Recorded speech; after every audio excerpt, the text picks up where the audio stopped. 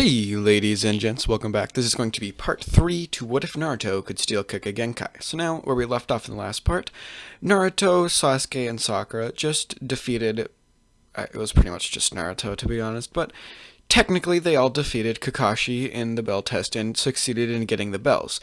It was pretty much just Naruto who did it, but they passed.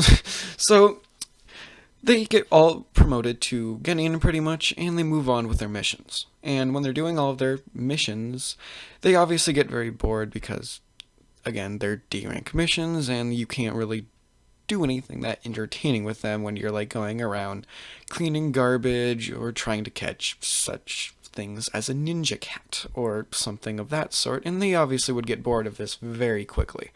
So they obviously end up going to the Hokage eventually, and they ask him for a higher rank mission because they are just getting really bored, and they don't really see a point to what they're doing and why they have to do it in the first place. So after a little bit of hesitation, he agrees and gives them the C-rank mission to guide a bridge builder named Tasuna back to his homeland and build a bridge. Now, after obviously getting told this, the team is very excited because they get a higher rank mission, and they're all excited by this. And they all meet by the village gate, and they begin on their journey pretty much. And Kakashi notices this puddle, and thinking that this is a little bit out of place, he looks over to Naruto to see if he noticed the same thing, and with a little bit of proud, like, fatherly moment in this moment, he is proud to say that Naruto also noticed this as well. And Naruto was pretty much scanning his surroundings. At least he's like extending his we're not extending his chakra, but he's like extending his senses outward. He's not actually looking, but Kakashi can sense that Naruto is pretty much like sensing all the different things around him. And he's pretty proud of this because it would take a pretty high level shinobi in order like to be able to detect that that was actually a sign that somebody was there. So they continue on, and now the two Chunin brothers jump out, and they're about to attempt to kill Kakashi, but Naruto jumps in the way.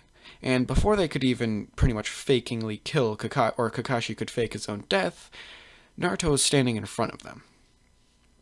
And he uses Sharingan Genjutsu and put them both inside of a Genjutsu and pretty much knocked them both out unconscious instantly. And this obviously kind of gave them a little bit of a threat to their ability to be alive at this point.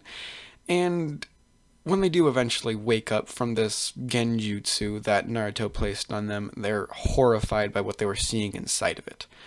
Because Naruto's style of Genjutsu in this isn't necessarily the, like, oh, I'm gonna make them, like, go around in circles and then they're gonna get confused.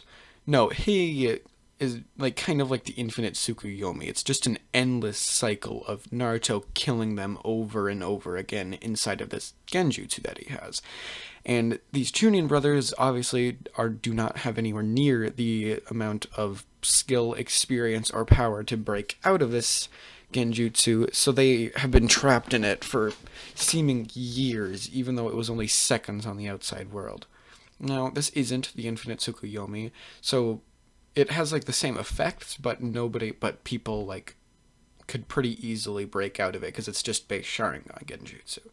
Now, this is going to be a little bit different, obviously, considering it. Kakashi didn't really have to seemingly die, and everybody got to see Naruto's little showcase of power there. And now they continue on with their walk after sending the two Chunin brothers back to the village in like almost a crippled state, but not from physical damage, just mental. And they continue on their walk, and this is when a sword flies overhead and sticks into a nearby tree. And a mist rolls over, and there's a figure now standing on the sword. Kakashi looks up and recognizes who this figure is. It's Zabuza of the Blood Village, or Blood Mist of the Blood Mist Village, or it used to be the Blood Mist Village. It's weird now. It's Zabuza of the seven ninja swordsmen. So he pretty much decides that he's going to take this fight by himself because he doesn't really see anybody else fit to be able to actually defeat him. Like Naruto, he thinks would be able to defend himself, but he doesn't think Naruto would actually be able to defeat him in any way, shape, or form. So this is going to be very different, like very, very different from the original, because not only does Kakashi have greater control over his Sharingan after seeing Naruto training with it and gaining better proficiency with it, so he has better Sharingan usage, and like it doesn't drain his chakra and abilities as much as it used to. Not only that, but he also has the Mangekyo Sharingan. And since he has the Mangekyo Sharingan, if he decides he needs to get to the point where he would activate it, he would gain a insane edge over Zabuza. So their fight is going to be very, very one-sided. With Zabuza pretty much on the back burners the entire fight, Haku has no choice but to jump in and try to help his master. But when he does try to jump in to help his master, he uses his demonic ice mirrors. And he's pretty much trying to defend Zabuza against Kakashi in this by using his speed to try to take on Kakashi. But his speed isn't enough for Kakashi. With his mastered Sharingan, he hasn't He hasn't activated the Mangekyo yet, but he can still very clearly see the needles getting thrown towards him at insane speeds. And he dodges out of the way of each and every one of these. And this is where Haku steps it up a little bit of a notch. And instead of just throwing needles, he actually just tries plummeting himself towards Kakashi, trying to take him down, trying to send him flying. He needs to do something in order to save his master if he can't just throw needles at him. And when he does do this, he doesn't know how it happened, but there's an ice shard that appeared in front of him, keeping him from going any farther. And he looks up to see this exact same hand seals that he used to make these different types of ice style. And he looks over at Naruto now, and he's like, "How did you do that? Who are you?"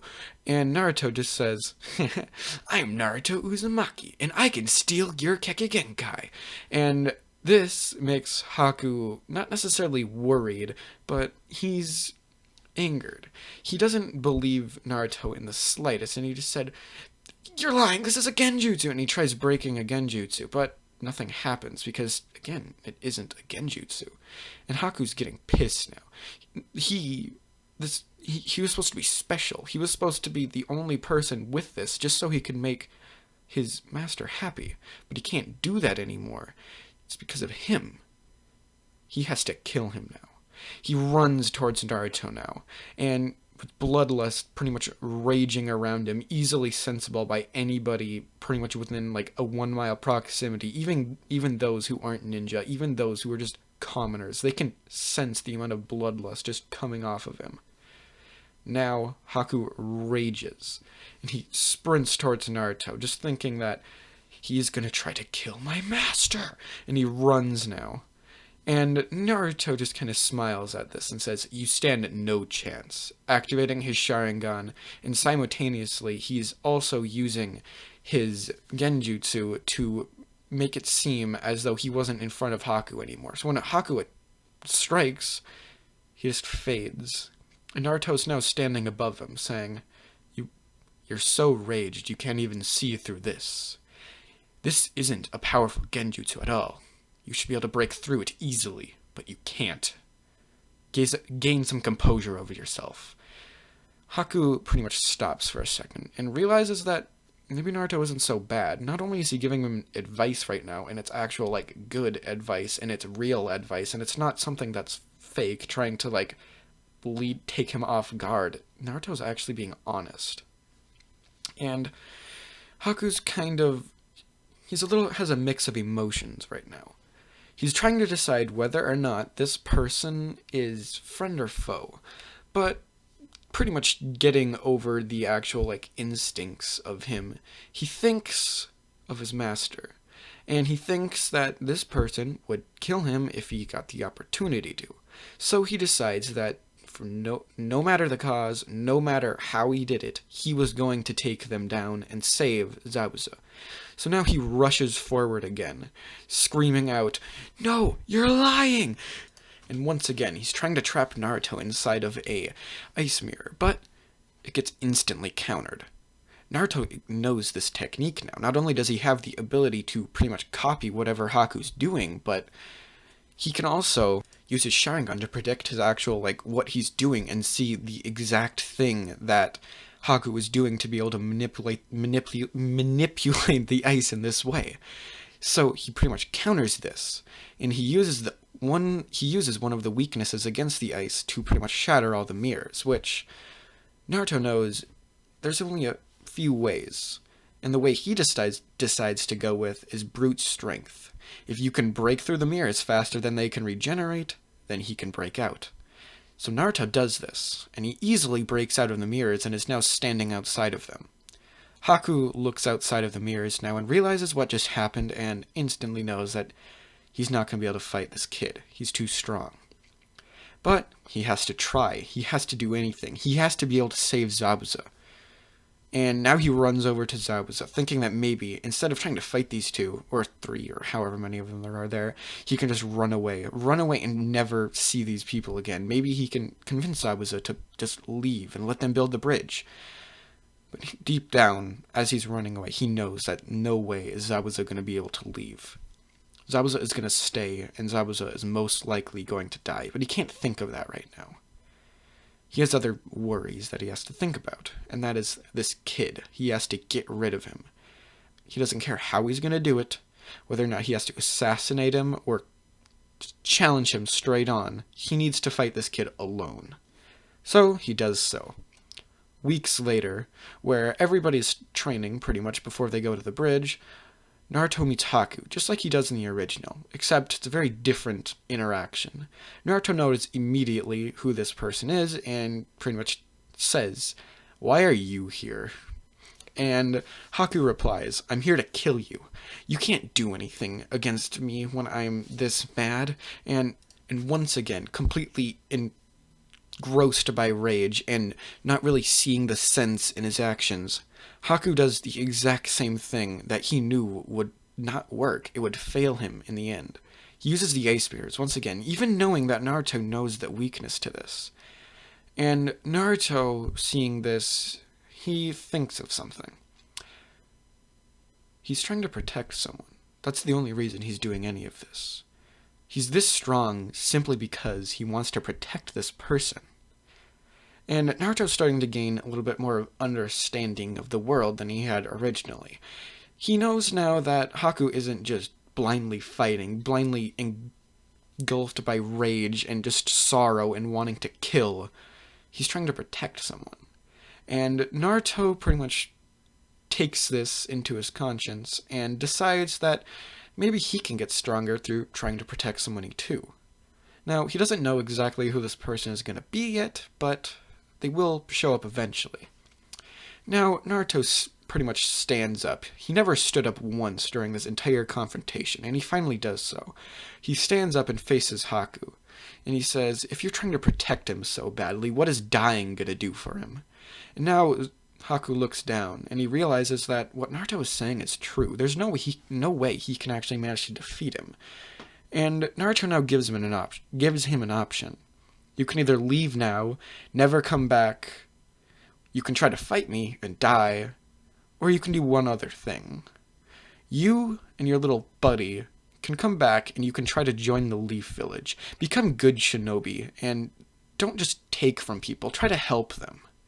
And Haku considers this, and he finally decides that if he can get Zabuza to agree, he's going to try to join the Leaf, pretty much shinobi, so he can be one of them.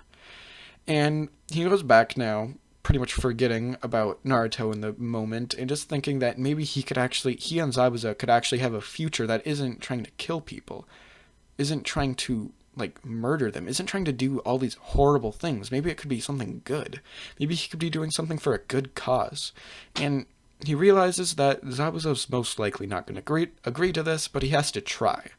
And as we know, Zabuza actually does have a soft heart, especially for Haku. So after a little bit of persuasion, Haku actually convinces Zabuza that they're going to join the Leaf Village. And Naruto goes back to the bridge builder Tao's in his house, and he pretty much tells everybody about their conversation.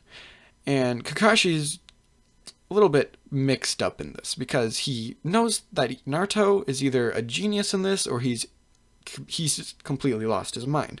Because this could go really well or really poorly simply because they could either completely turn against them or they could actually be really strong assets to the Leaf Village in the future.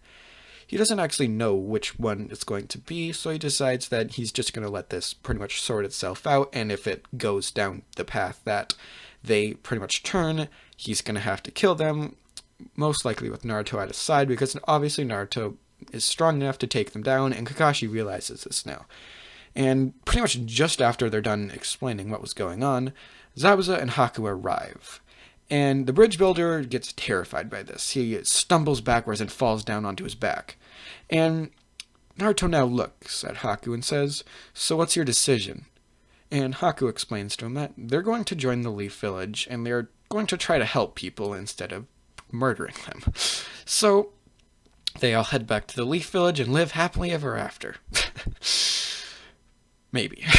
We'll see in the future. But for now, they are actually going to be real shinobi and they're going to help people. With Haku going pretty much to the schools and Zabuza pretty much getting he's not getting reschooled so much as he's getting mental aptitude tests and training so he doesn't lose his cool and go kill comrades and stuff like that. So Haku goes to the school and he obviously passes pretty much everything because again Haku is really smart, really talented, and he's just a good shinobi in general. And then they have to decide decide that he needs to join a team. And after a little bit of discussion with Kakashi, Naruto, and Hiruzen, Haku's there obviously as well, they decide that they're going to put him on Team 7 and make it a 4-man squad just simply because that's the only people that Haku would know, and it would be very awkward for him, or not awkward, but he wouldn't like being in a squad with anybody else because he knows these people at least sort of. And this is where Zabuza also just kind of becomes a Jonin and does Jonin things. So that's where I'm going to leave this part off. I'll see you guys in the next part. Peace out. Bye.